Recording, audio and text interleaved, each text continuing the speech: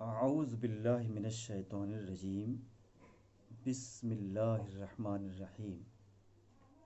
اذا جاء نصر اللہ والفتح ورأیت الناس يدخلون فی دین اللہ افواجا فسبح بحمد ربک واستغفرہ انہ کان توابا۔ اس سورہ کی تفسیر میں جانے سے پہلے یہ بتانا ضروری ہے کہ اللہ کے رسول صلی اللہ علیہ وسلم جس کام کے لیے، جس کاز کے لیے دنیا میں بھیجے گئے تھے، اگر اس کا تجزیہ کیا جائے اور بہت مختصر ترین طریقے سے بتایا جائے تو صرف اس کا مطلب یہ ہے کہ وہ خانہ کعبہ جو بتوں سے پٹا ہوا تھا اور اس کی دیواروں پر بھی دیوی دیوتاؤں کی تصویر بنی ہوئی تھی، جبکہ حضرت ابراہیم علیہ السلام نے خانہ کعبہ کو اس لیے تعمیر کیا تھا کہ یہاں سے توحید کی آواز اٹھائی جائے گی اور اس خانہ کعبہ سے ایمانی تحریک کو برپا کیا جائے گا۔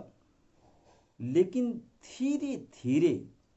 خانہ کعبہ کا جو مقصد تھا اور جس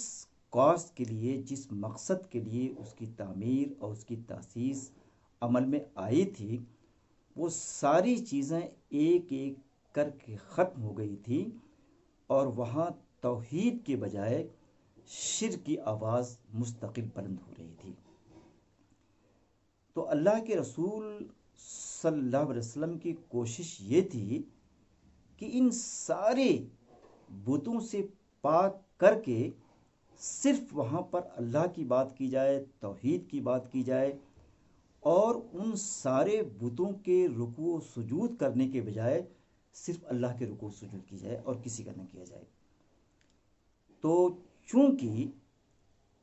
جس مقصد کے لیے یہ ساری تحریک آپ نے برپا کی تھی،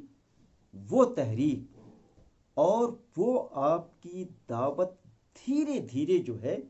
کامیابی سے، سرفرازی سے قریب ہو رہی تھی، اسی تعلق سے اس سورہ کا نزول ہوا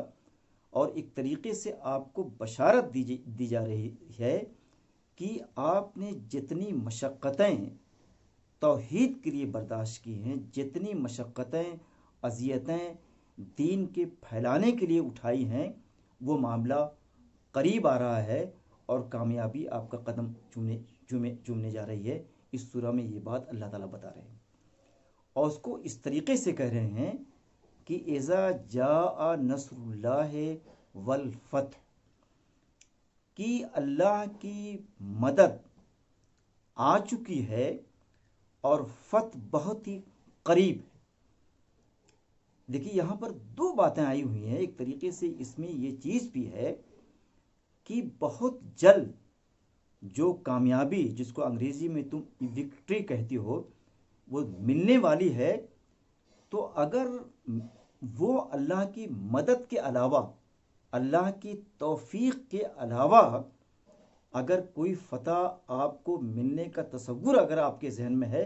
تو تصور غلط ہے۔ یہ بات خاص طور سے یہاں بتائی جا رہی ہے کہ جب آپ کو کوئی فتح مل جائے، جب آپ کو کوئی کامیابی مل جائے، کسی امتحان میں آپ کو پہلی پوزیشن مل جائے، یا آپ دنیا کے سب سے بڑے پروفیسر آپ تسلیم کر لیے جائیں، تو یہ سارے مواقع، کامیابی کے جتنے مواقع ہیں، سرفرازی کے جتنے مراحل ہیں، ان سارے مراحل پر یہ بات یاد رہے کہ ہمیں جو کچھ ملا ہے وہ اللہ کی مدد سے ملا ہے۔ اگر یہ تک بعض لوگ کہتے ہیں کہ ہمارا بیٹا بہت ہی محنتی تھا، ہمارا شوہر بہت ہی باصلاحیت تھا، اس لیے اسے پروفیسرشپ ملی ہے، لیکن جتنی چیزیں ہوں دنیا کی، چاہے وہ دولت ہو، چاہے وہ اقتدار ہو، چاہے وہ کسی طریقے کی کامیابی ہو، چاہے وہ پولیٹیکل کامیابی ہو، چاہے وہ سوشل کامیابی ہو، چاہے وہ ایجوکیشنل کامیابی ہو، چاہے وہ سائنٹیفک کامیابی ہو، جتنی بھی کامیابیاں ہیں اس کے پیچھے اللہ کی مدد شامل ہے۔ اور جب آپ کو کوئی بڑی سی بڑی چیز مل جائے تو قرآن اس کے حوالے سے یہ کہنا چاہتا ہے، آگے وہ بات آئے گی کہ تمہاری زبان پر شکر خدا بندی ہو، کلمات شکر کے کلمات ہوں۔ تو اللہ کے رسول صلی اللہ علیہ وسلم سے یہ بات بھی کہی جا رہی ہے کہ ہم خانہ کعبہ کی جو کلید ہے، یعنی اس زمانے میں آپ یوں سمجھیے کہ آج بھی یوں سمجھیے کہ دنیا کی سب سے بڑی اگر کوئی چیز ہو سکتی ہے اس کو قرآن میں قیامًا للناس کہا گیا ہے، اور مثابۃ للناس کہا گیا ہے خانہ کعبہ کو۔ ان دونوں آیتوں کا مفہوم یہ ہے کہ دنیا میں اگر کوئی سب سے بڑا مرکز ہے، کسی کو مرکزی حیثیت حاصل ہے تو وہ خانہ کعبہ ہے۔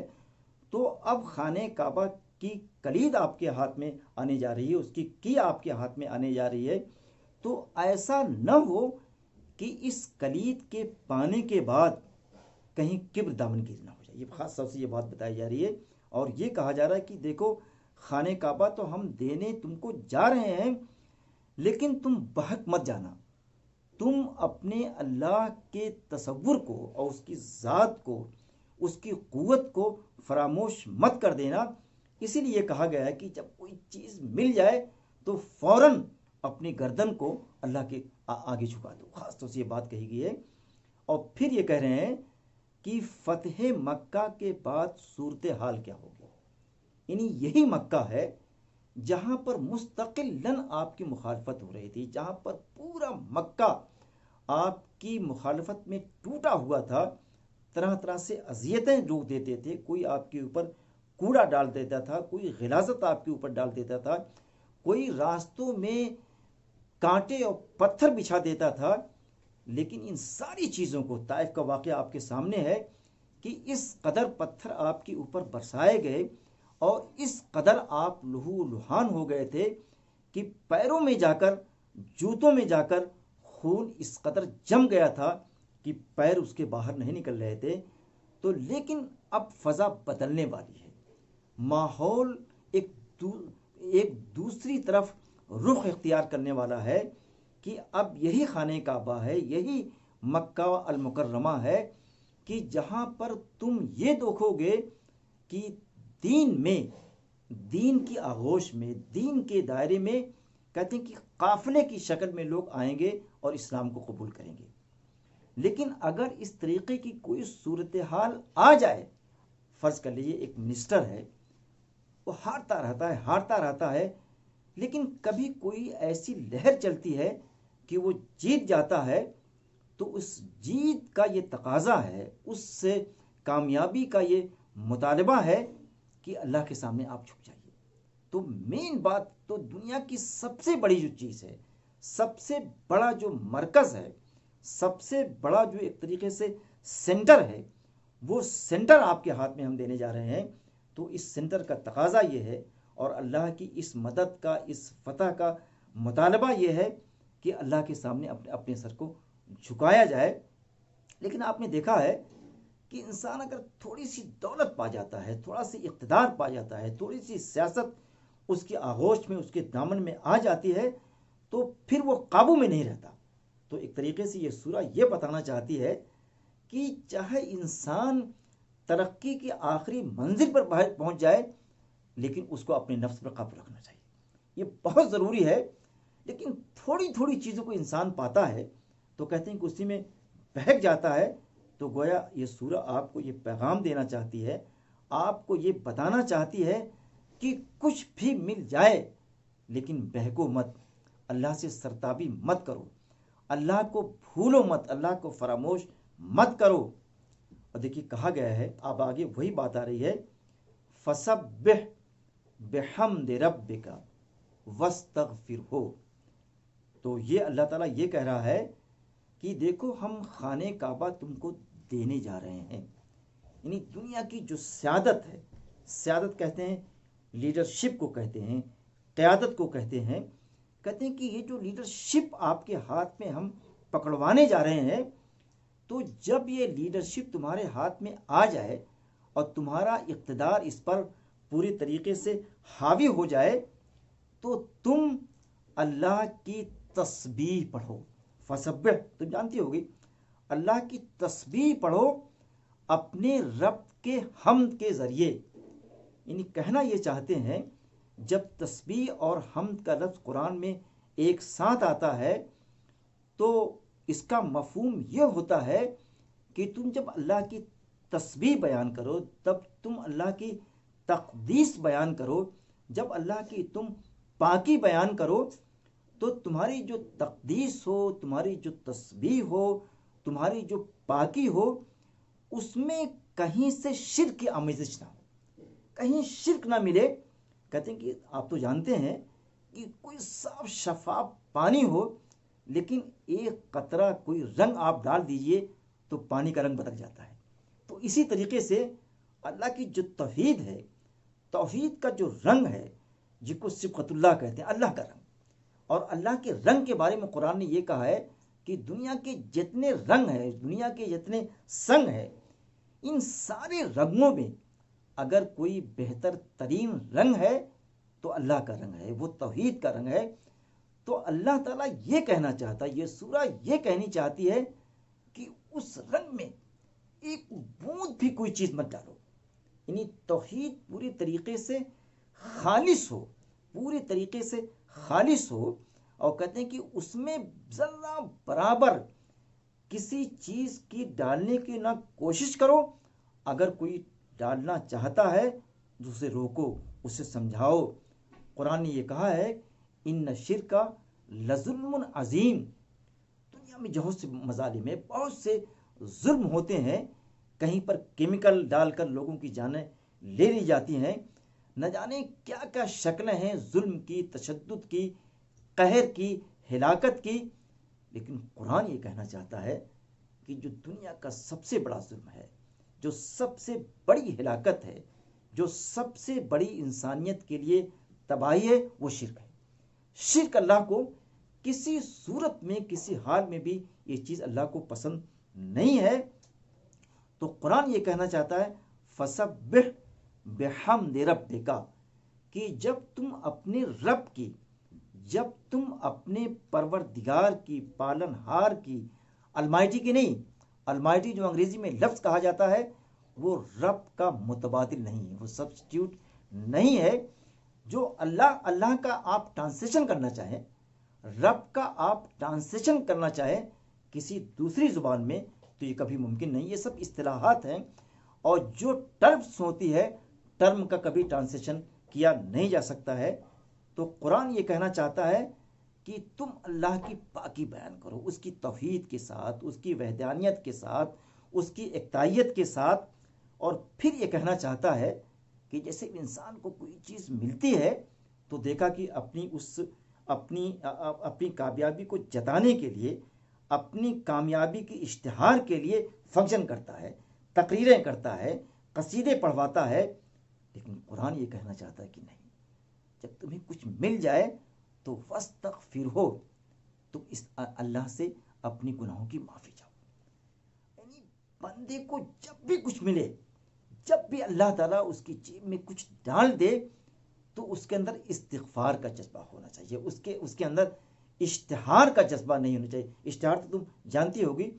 کہ وہ اپنی کامیابی کا شعرہ پیٹنا شروع کر دے، وہ اپنی کامیابی کے لیے ڈھول بجانا شروع کر دے. قرآن اس کو منع کرتا ہے کہ اگر کچھ تم کو دیا جائے تو تم راتوں کو اٹھ اٹھ کر اللہ کے لیے نمازیں پڑھو، تم راتوں کو اٹھ اٹھ کر اللہ کے لیے آنسو کو بہاؤ. اپنا دل جو سنگ دل ہے، اپنے دل کو گداس کر دو، نرم کر دو، تاکہ وہ دل جو ہے اللہ کی یاد میں پوری طریقے سے مہ ہو جائے، کھو جائے. دیکھیں حدیث میں آتا ہے کہ جب صحابہ کرام کو جنگ میں تیر لگتے تھے اور تیر چپ جاتے تھے تو ظاہر کہ عام صورت حالات میں اس کو نکالیے تو ہمت نہیں پڑتی تھی، وہ کانپ جاتے تھے. تو اس کے لیے نسخہ یہ اختیار کیا جاتا تھا کہ نیت باندھ لیں. تو جب صحابہ کرام نیت باندھ لیتے تھے تو اس تیر کو کھینچا جاتا تھا ان کو پتہ نہیں لگتا تھا. تو جب تک استغفار کا یہ تصور نہ ہو، یعنی کہتے ہیں کہ جب انسان نماز پڑھتا ہے تو اللہ سے باتیں کرتا ہے، اللہ سے ہم کلام ہوتا ہے. تو جب آپ کی نماز میں یہ کیفیت نہ پیدا ہو، یہ صورت حال نہ پیدا ہو کہ آپ اللہ سے ہم کلام ہے، یا آپ کے استغفار کی یہ پوزیشن نہ ہو، تو کہتے ہیں کہ پھر پوری طریقے سے استغفار کا جو حق ہے وہ ادا نہیں ہوتا ہے. تو یہاں جو تسبیح کی بات کہی گئی، یہاں جو اللہ کے حمد و ثنا کی بات کہی گئی، جو یہاں اللہ سے استغفار کی بات کہی گئی، یہ ساری چیزیں، 3 باتیں یہاں کہی گئی. تسبیح کا لفظ آیا ہے، حمد کا لفظ آیا ہے، استغفار کا لفظ آیا ہے. ان تینوں لفظوں پر آپ غور کیجئے. یہ تینوں لفظ یہ بتاتے ہیں کہ جب کچھ مل جائے تو کہتے ہیں کہ اس وقت پوری طریقے سے جیسے انسان پر کوئی ایسی ذمہ داری ڈال دی گئی ہے کہ وہ دبا جا رہا ہے، وہ اللہ کے آگے جھکا جا رہا ہے. اس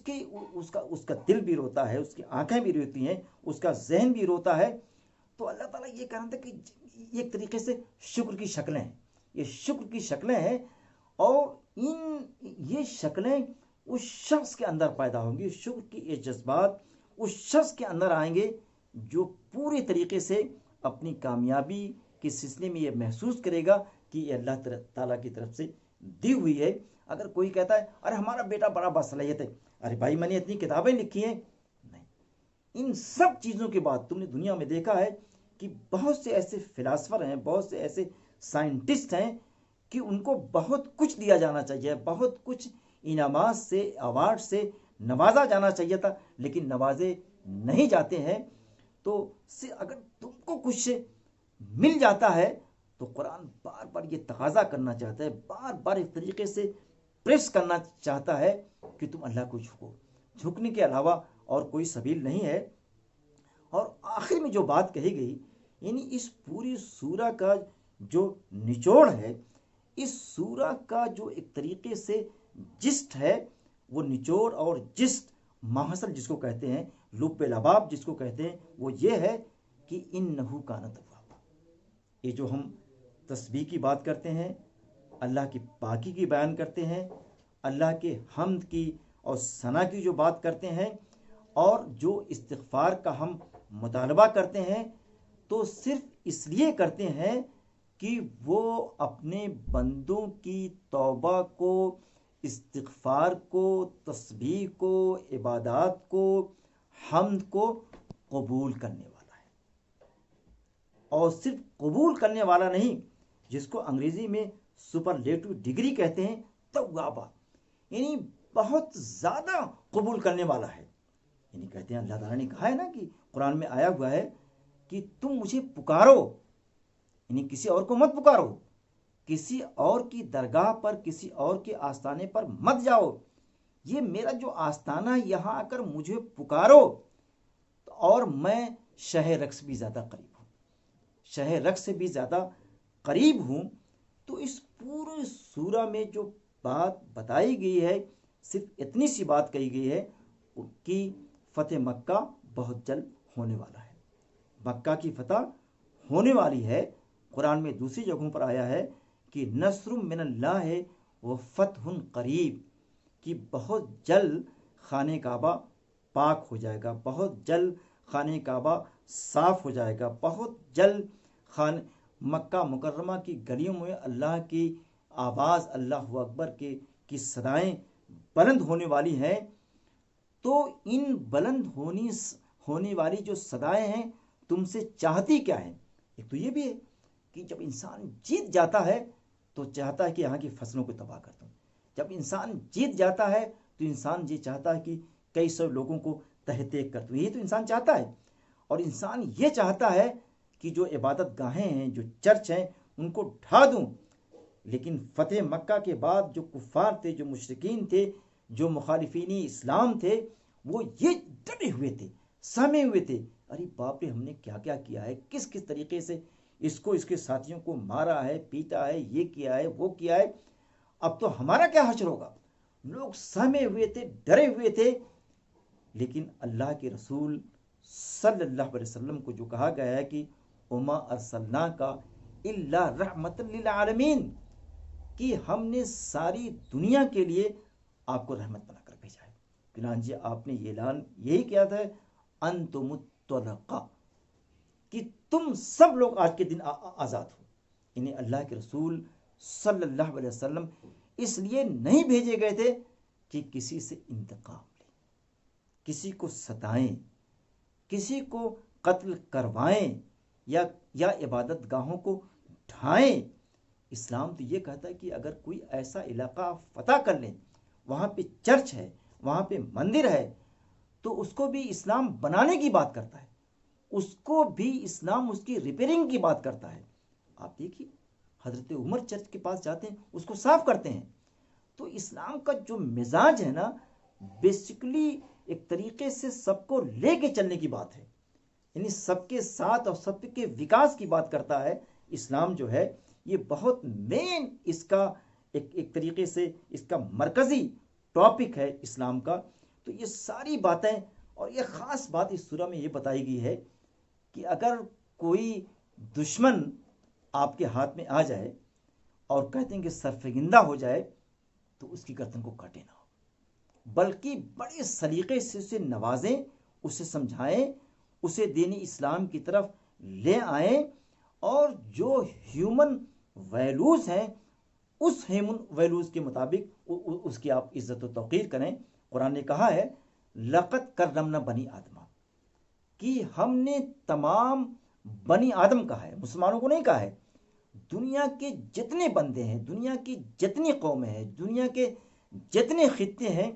ان سارے خطے کے لوگوں کے لیے، چاہے کسی کا کوئی بھی مذہب ہو، سب کو اللہ تعالیٰ نے مکرم بنایا ہے۔ تو جب اللہ نے سب کو مکرم بنایا ہے تو کسی پیون کے سلسلے میں یا کوئی بیچارہ غلاظت صاف کرتا ہے، غلاظت کے صاف کرنے والے کو آپ حقیر سمجھیں، اسلام اس کی اجازت نہیں دیتا۔ تو ایک طریقے سے یہ سمجھیے کہ اس سورہ کا جو مین جو سینٹرل آئیڈیا کہتی ہو تم نا، جو سینٹرل آئیڈیا ہے، وہ سینٹرل آئیڈیا یہ ہے کہ کسی چیز کو پانے کے بعد آپ اترائیں نہ، آپ سینوں کو تان کے چلے نہ۔ قرآن نے کہا ہے کہ بعض لوگوں کو جب کچھ دے دیتا ہوں،